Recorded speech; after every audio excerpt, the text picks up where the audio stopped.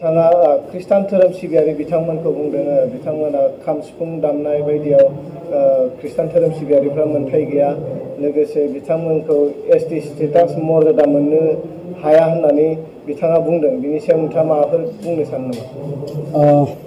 जोंहा बर'फ्रा गावहानो निजा भाषा दङ, राव दङ, जोङो गुबुननि रावखौ रायज्लाया।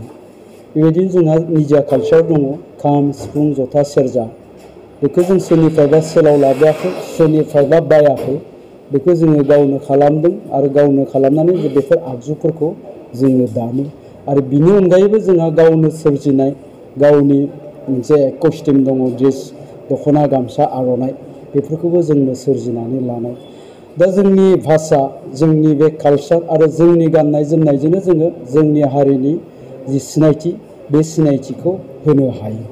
दा बेखायनो जों साफ्रोमबो बर' सुबुङा जि जायगायावनो थायाथोंआनो मानो दख'ना गानगोन, गामसा गानगोन आरो जोंनि आंगोनि बर'नि जा दामजु खाम सिफुं जथा सेरजा बेखौ दामगोन।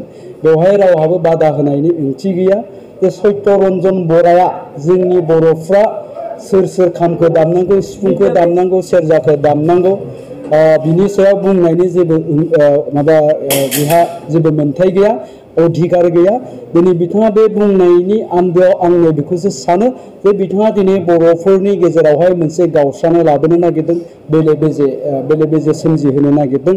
दिनै जोंनि बर'फोरनि गेजेराव धोरोमखौ लानानैबो जोंहा बेले बेजे गैया। जोङो धोरोमनि खोथा बुङोब्ला दिनै जों बर'फ्रा आं बुंगोन जे आङो सासे बाथौ धोरोमनि मानसि। नंगौ, आंनिया टाइटेला ब्रह्म। आं दिनै खुला खुलि बुंगोन, आं जाबाय सासे बाथौ धोरोमनि मानसि, बाथौ सिबियारि मानसि। जोंनि न'खराव जोङो बाथौखौनो फालियो।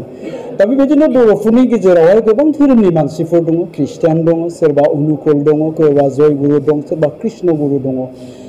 मोनफ्रोमबो धोरोमनि सुबुंफ्रानो दिनै बर' भाषा रायज्लायबोदों, बर'नि दख'ना गानबोदों, गोनां जानायाव खाम सिफुं जथा सेरजा दामनानै बागुरुम्बा मोसादों, खेराइ मोसादों आरो बेनो जोंनि सिनायथि।